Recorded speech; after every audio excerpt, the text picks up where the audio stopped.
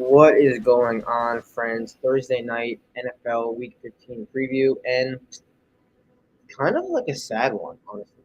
Kind of a sad one because it's my last ever show in Baltimore, ever. Been here for 4 years now, 4.5 years, and I'll be moving to Florida next week. So, bittersweet. I'm excited to move, but you've seen me in this spot for a while now, and no longer, I'm sure I'll have a similar setup, but I'm no longer be in Baltimore, and it's kind of sad because I don't like it here, but like I've just done a lot here and got accomplished a lot here, so it's sad that I'm not going to be here anymore. But enough about this, enough about that. We have the NFL to talk about, and we have Thursday Night Football to talk about. So 49ers head to Seattle tonight, and there's a lot of buzz going about this game. It's kind of the perfect storm for Seattle, honestly. You combine this being Brock Purdy's first real test on the road. You combine Seattle being in must-win mode. You combine Seattle's history against San Francisco at home. Okay, Seattle plus 3.5. It's getting a little bit too popular for me, to be honest. So, like when that happens, when everyone's all on one side, like it never really comes to fruition. I feel like so. Especially with a team who's like objectively worse than another team, because obviously the 49ers are a better football team than Seattle, but situation points to Seattle. So what I did here was I teased the 49ers up through 9, and the Seahawks up through 9. I think it's going to be a competitive game, and I feel like if I'm picking plus 3.5, I'm going to be waiting for a backdoor, and I really don't want to just be in that position. So I took the Seahawks plus 9. So let's look at the DFS list for tonight. Um, and I also am in like a different position. Usually I got a table ahead of me, but I'm like kind of laid back today because like my full apartment is like in the middle of like getting like torn apart because I'm moving tomorrow morning. So sorry. All right, so San Francisco and Seattle. Who is going to be the nuts? So you look at McCaffrey at the top. Just based off of him being a DraftKings boost, I don't see like literally like that's a real thing. I don't see him like being that guy. Like maybe a late touchdown, but I don't see him being the drop off from Lockett to McCaffrey is insane, and I don't want to say Lockett has the same upside, but I think Lockett is definitely a viable target to score a touchdown, maybe two. Ken Walker, not really 100%, but he's getting the nod again. I don't want to go heavy on him with the San Francisco run defense, but I think Lockett, and maybe two other like Lockett, tight end, and then another um, Seattle pass catcher might be the way to go in showdown tonight. So I would go Lockett at captain and then take Font. Yeah, Font because he's gonna get more of the reps than Disley, and then go another Seattle receiver, and then eat the chalk with Ayuk because no Debo, so eat the chalk with Ayuk, and so go Lockett, Font, Seattle wide receiver 2, and then chase it back with eat the chalk with Ayuk, but make that Seattle stack heavy is what I would do in this game. Okay. Colts head to Minnesota. Okay, Minnesota, I was wrong. I bet you last week. Hand up, bad bet, bad play. Objectively bad play. I said the Lions have a clear path to win this game. Jared Goff's going to throw. Jared Goff's going to tear up this Vikings secondary. It's horrific. I thought the Vikings offense would have hung in there a little bit more. That play call of Dalvin Cook trying to throw the ball at the 5 yard line. I don't know what we're doing because like what are we doing? And then another fumble kind of altered them. So the offense was there and they had chances to score 30 plus points.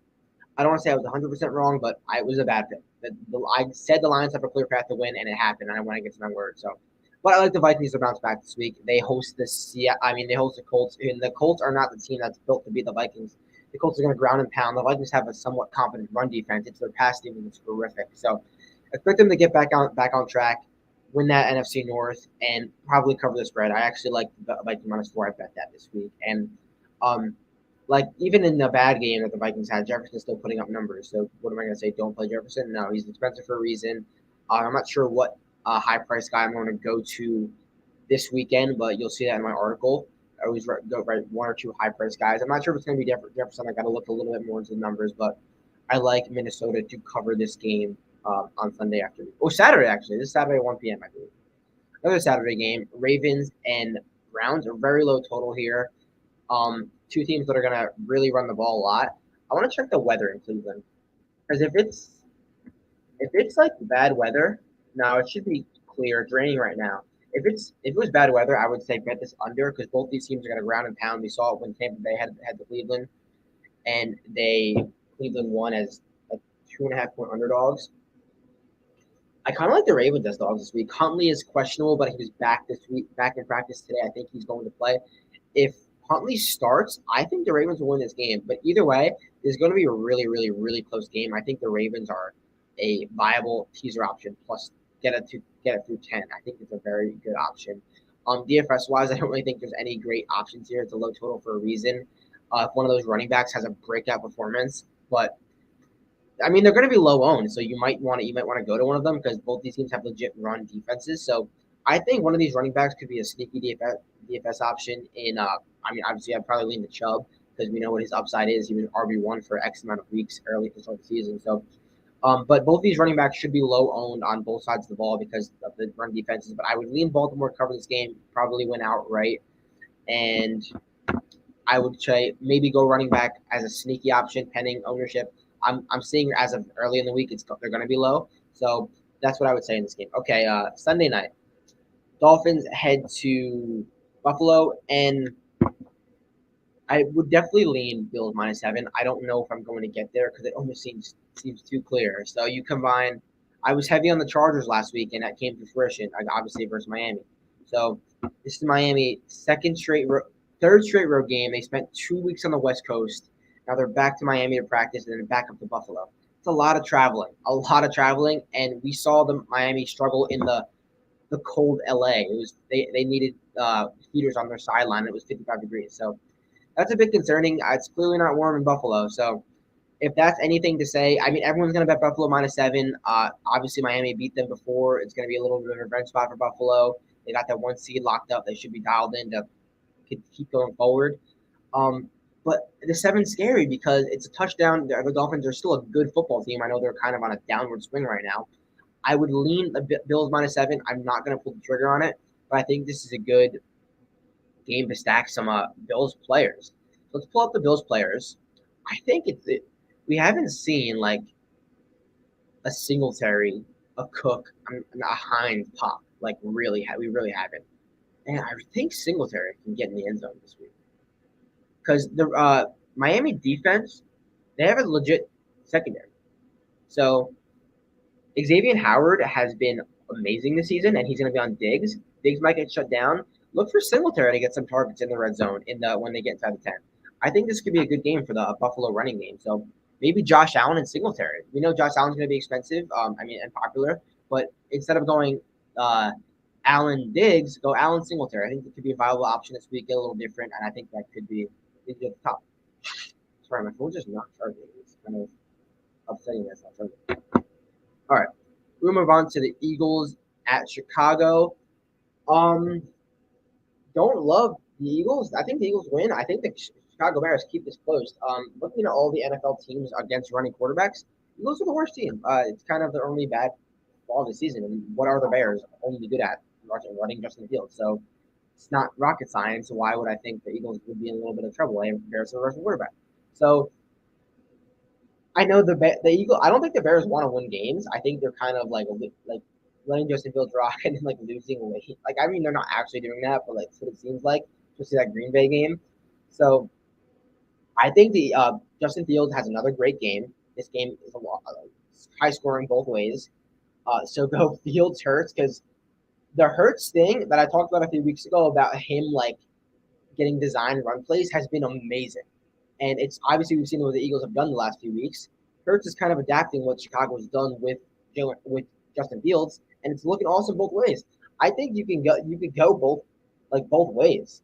Play a bunch of Hurts, play a bunch of Justin Fields in your lineups. I think it could be a very viable option. Both these quarterbacks could go back and forth, have great games. With that being said, I like the over here. Probably I don't know if I'll get there, but I think the Bears will keep it close. I think the Eagles win this game outright, though. Bears +9 is very intriguing. They could be a very safe teaser leg. Get them up through. I mean, through 14 is a legit spot. So I think that could be an option in that game. That's why I would go. I'd go quarterbacks and Bears if I could go. All right, Cowboys head to Jacksonville. It's kind of a sneaky line. Jags are off on a bigger win. Cowboys are off of an ugly win against Houston. I think the Cowboys need to keep winning if they want to. I mean, I don't know if they're going to win the NFC East, but if they need to keep pace, they still control their own destiny. They still can do it. Um, I think they right the ship. They looked past the worst team in the league last week in Houston. Okay, this is still the NFL. We can still lose a game. They needed like a 100-yard drive to win that game. I think the Cowboys right the ship this week. They head to Jacksonville. Not really like. I mean, it's pretty straightforward what they have to do in line. Like they know last week was kind of an abomination. They looked horrible. They're the superior football team. I know Trevor Lawrence looks awesome, but um, I know Trevor Lawrence has a legit like prime Brady pass release. He's just like throw like every play. It's just like, and that's gonna help them get past this Cowboys pass rush. But like, it's not like he's gonna have that option every single play. I think this Cowboys pass rush is still gonna cause issues. Like, he's still gonna cement his deep boy season, and the Cowboys will cover this game handedly. I've seen a lot of Jaguars love, but I'm gonna go with the Cowboys this week on the road in Jacksonville. All right, Chiefs minus 14 at the Texans. I think this is a fair line. Chiefs were minus like 9.5 in Denver last week. Chiefs just don't really cover games. I think what this is going to help the Chiefs. This is going to help the Chiefs. What the Cowboys did last week is going to help the Chiefs. They're going to realize that the Cowboys almost lost and they're one of the better teams in the NFL, and now they got to okay. We got to take the Texans seriously. We can still lose any game. We're not going to lose, but we can still lose any game in the NFL.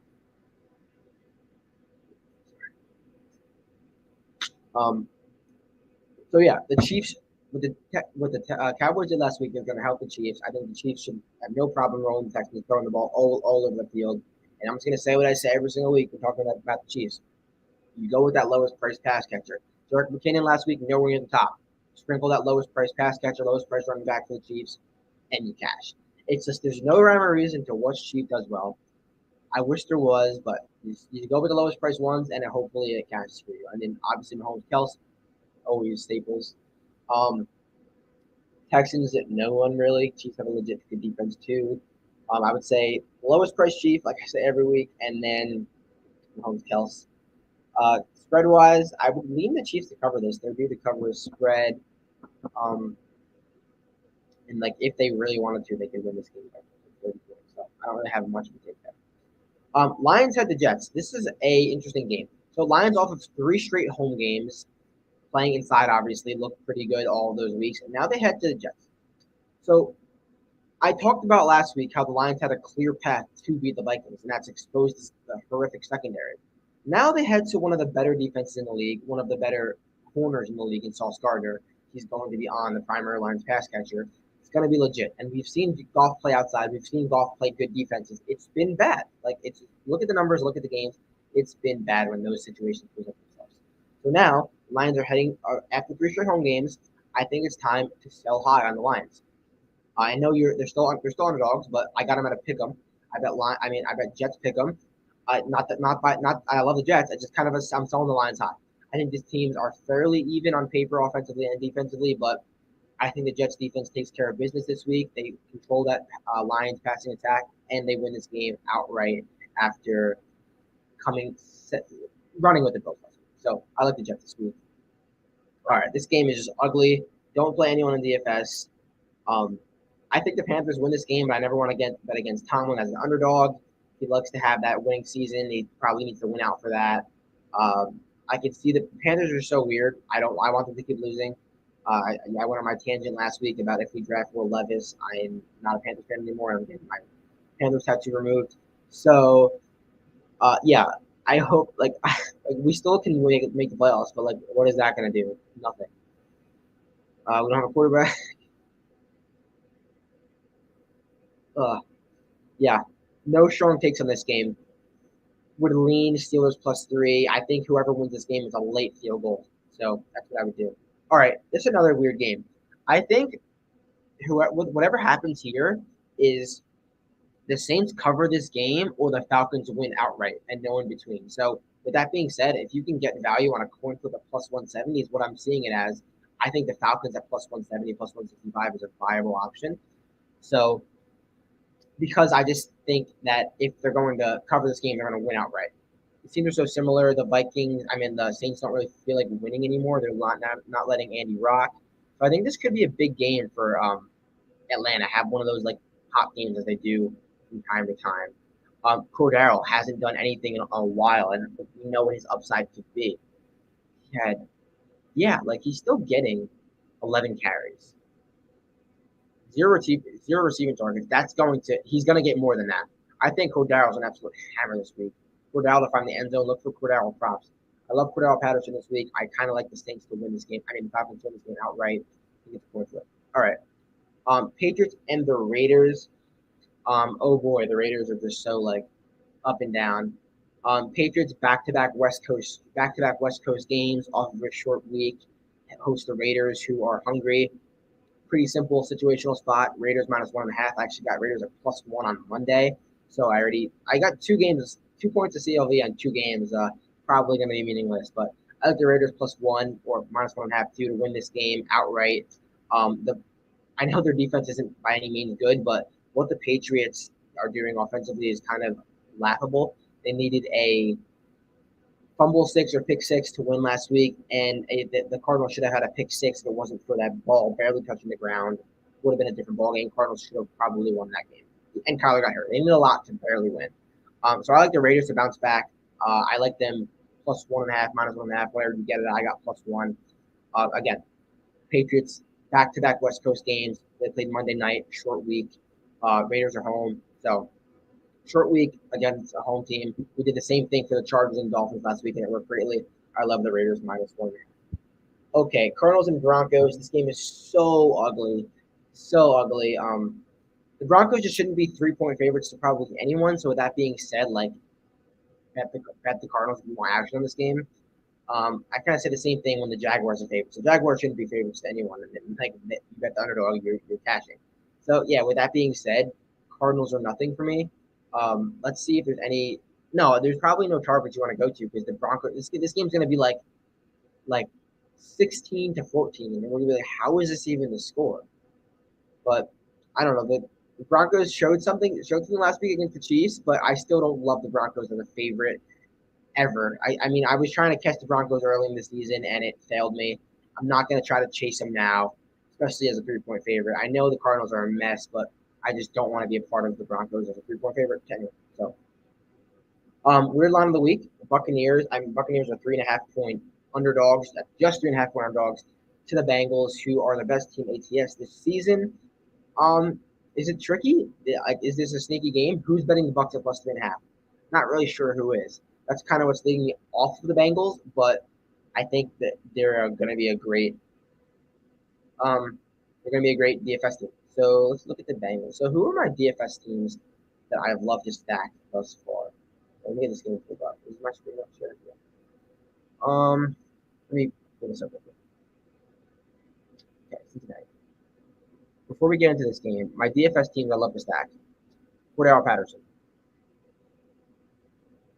The lowest price cheap. Devin Singletary. Nick Chubb, if he's ownership.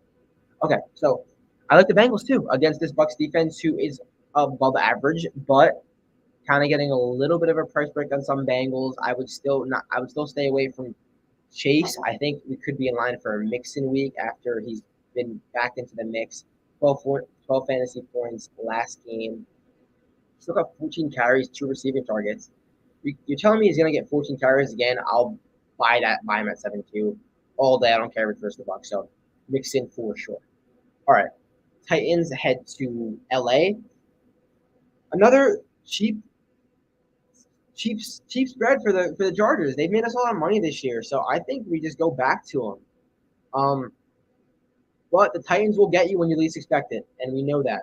It's been a thing the last since Vrabel's been there. When you least expect it, the Titans will be there to cover a spread to win a game outright. But Chargers are getting some guys back. The offense looks awesome. Offense. I'm saying the Chargers are getting some guys back defensively. Offense has been getting guys back the last few weeks. They look awesome. We know the Titans are going to try to ground and pound it. Will that be able to be enough to keep up with this Chargers high-powered, fast offense? I don't think so. I don't think 3 points is enough. So I think Chargers -3. I think you go right back to the we did the Herbert Allen stack. We did the Herbert Allen stack, and then we went to No, it was Palmer, then Allen, something like that. I think we stick with the Allen because he's still priced fairly softly, and I think we just do it until it really fails us. It wasn't as good as it was 2 weeks ago, but it still worked for us last week. So I think we continue with the Herbert Allen stack. All right, Sunday Night Football, Giants and Commanders. I think Giants plus 4.5 for nothing here. We know what these two did the last time they tied in New York, in New Jersey, and they're playing again. Sunday Night Football, it's flexed. The Giants have kind of been reeling since that 61 start, something like that. But I feel like these two on paper, these teams match up fairly well. Heineke as a favorite, don't really love that. And Jones in this spot seems to have done fairly well. At least kept the Giants close. I think this game is going to be low scoring, ugly. Giants keep it close. Giants cover this number. Don't really love anyone DFS wise here.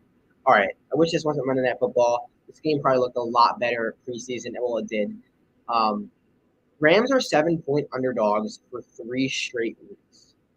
And this week, I feel like is the one that most makes sense. They were 7-point underdogs against the Seahawks. They were 7-point underdogs against the Raiders. And now they're 7-point underdogs against the Packers. And I bet the Raiders last week. Saw how that ended. I think that was the right side. But Baker back there. Like I don't want to lay. I don't really want to bet anything in this game. If I had to do it, it'd be Rams plus 7. They've covered 2 straight as 7-point underdogs, and they're fighting. McVay's not going down softly because they don't really have anything to like tank for. They have no picks, so it's ugly in Green Bay. It's now or never for them, but I think the Rams plus 7 is a viable option, and we'll look at this DFS slate real quickly for Monday night. Like this is ugly. Like it's ugly. I love that Cooper Kupp is still on there. I mean, you know who's been doing well? AJ Dillon of late. He's kind of written the ship a little bit. Yeah, 20 points last game, and he had a good week before that. So are we seeing the AJ Dillon we thought we were going to see preseason? Quite possibly, because if this were to happen like weeks 3 to 5, we're like, okay, yeah, this makes sense. AJ Dillon's the guy, but we expected it, but we hadn't seen it. But now we're seeing it. So maybe it's just the thing, and he's not priced like anything crazily. So I think maybe we'll go AJ Dillon in that Packers Rams game, and then from there grab Tutu Atwell. Now he's priced too high for what his ceiling is. Yeah, so I think that's the option. Rams plus 7, but we'll rekindle real quick. Go through my bets that I've made this week. Like T minus 4, I like this week. I've not bet it. I haven't bet it, but probably lean the Bears. Cowboys minus 4. I like too much Jags love, and it's just you guys are gonna bet the Jags and be like, what?